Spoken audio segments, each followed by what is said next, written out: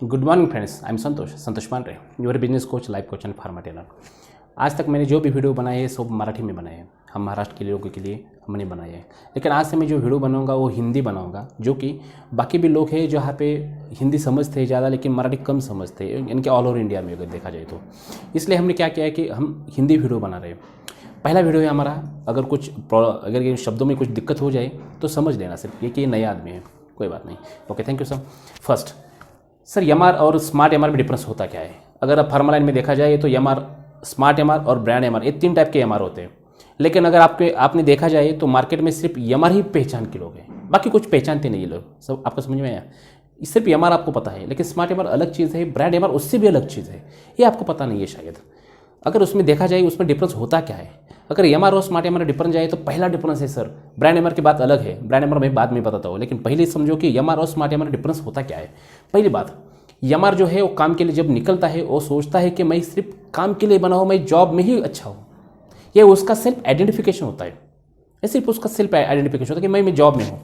और smart MR सोचता है कि आपको पता है, स्मार्ट एमआर सोचता है I am a sales executive, I am a business executive, I am a smart MR. ये सोचता है, उसकी ये सोच अलग है, उसकी सोच है ना, उसके ऊपर डिपेंड है। मैं अगर देखा जाए ना आपने एमआर, स्मार्ट एमआर और ब्रांड एमआर में सिर्फ फर्क है उसका एटीट्यूड का। स्किल और नॉलेज आपको कुछ नहीं देता साहब, स्किल और नॉलेज आपको कुछ नहीं देगा।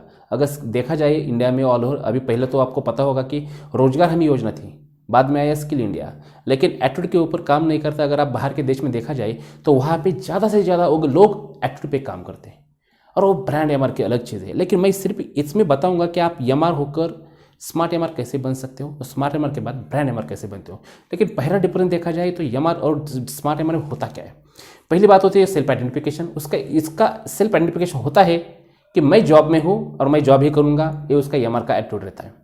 अगर स्मार्ट एमआर बोलता है कि मैं I am a sales executive, I am a business executive, आपकी जो यानी कि आपको जो पद दिया जाता है ना, वो बहुत इंपॉर्टेंट है। आप मार्केट में जाकर एमआर मत बोलो यार, मत बोलो, उसको बोलो कि हम आई एम सेल्स एग्जीक्यूटिव।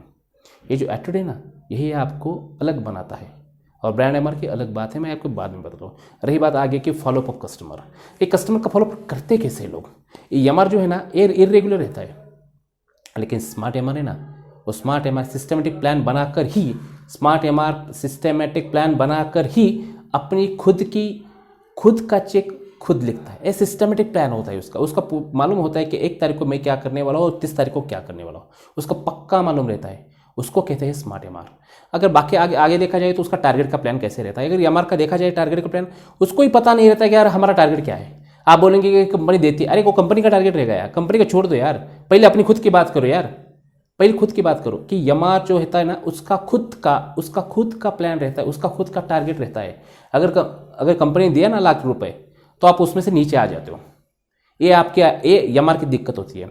अगर स्मार्ट एमआर देखा जाए ना, वो एम बनाकर काम करता है, यानी कि समझो कि खुद को अगर समझो कि महीने का, अगर समझो कि 30 या 40 हज़ार या 50 हज़ार को उसको कमाना है, वो क्या करता है, वो सेल के हिसाब से उसको प्लान बनता है। That is your own aim, उसका खुद का एम रहता है यार, वही वो स्मार्ट एमआर रहता है।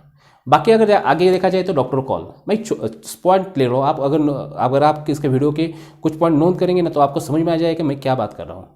डॉक्टर कॉल के बारे में अगर देखा जाए, वो एमआर जो है ना, वो 8 to 10 उतना ही कॉल करता है बस, बाकी ज़्यादा कुछ नहीं करता सर। उसको लगता है कि बहुत हो गए कॉल। अगर देखा जाए बाकी स्मार्ट एमआर जो काम करता है वो तो अबव 15 करता है कॉल। आपको पता नहीं होगा, आपके खुद के दोस्त करते हैं कॉल, आपको शायद पता नहीं होगा सर। आप देख लीजिए, आप चेक कर लीजिए, आपके इर्द गिर्द कोई ना कोई तो है आदमी, वो स्मार्ट एमआर की तरह काम करता है और करता है, वही तो आगे जाता है यार। 8 to 10 कॉल वाला आदमी नहीं आगे जाता। आपको पता हो नहीं हो, आप चेक करके देख लीजिए, आपको समझ में आ जाएगा मेरी बात क्या कह रहा हूँ मैं। बाकी वो कंपनी की ग्रोथ के बारे में अगर विचार सोचता क्या है, अगर एमआर देखा जाए ना, क्या सोचता है वो खुद की पेमेंट के बारे में सोचता है यार। वो कंपनी की पेमेंट की उसको टेंशन ही नहीं यार, वो खुद की पेमेंट के बारे में सोचता है। 30 तारीख आ जाने, अभी 30 तारीख आने वाली है, बराबर है, तो खुद की पेमेंट ही सोचता है। लेकिन वो स्मार्ट एमआर जो होता है वो पॉजिटिव थिंकिंग करके वर्किंग करता है, उसको डेट का इंपॉर्टेंस नहीं है सर, उसको पॉजिटिव थिंकिंग के बारे में पता है। मैं दोनों का डिफरेंस बता रहा हूँ, वो एटीट्यूड का डिफरेंस बता रहा हूँ मैं, और स्किल नॉलेज यहाँ पे आती नहीं सर। ये वीडियो नॉलेज के लिए है, लेकिन उसके अगर आपने एटीट्यूड अगर अलग से डाला ना तो अभी आपका काम बन सकता है। नहीं तो वीडियो देखेंगे आप चले जाएंगे, कोई बात नहीं यार, हमको व्यू मिल जाएगा, उस व्यू में हमको इंटरेस्ट नहीं है। हमको इंटरेस्ट है आपके सुधरने में। अगर आप डेवलप हो जाएंगे ना तो आपकी पेमेंट खुद की पेमेंट, अगर EMR का पेमेंट कितना होता है पता है आपको? ये 15 या 20 हज़ार में खेलता है। ऑल ओवर इंडिया में अगर 5-10 साल से देखा जाए ना, वो 15-20 हज़ार में ही खेलता है। लेकिन इंडिया की ग्रोथ कितनी हो गई, लेकिन हम कहाँ पे है? ये EMR की प्रॉब्लम है।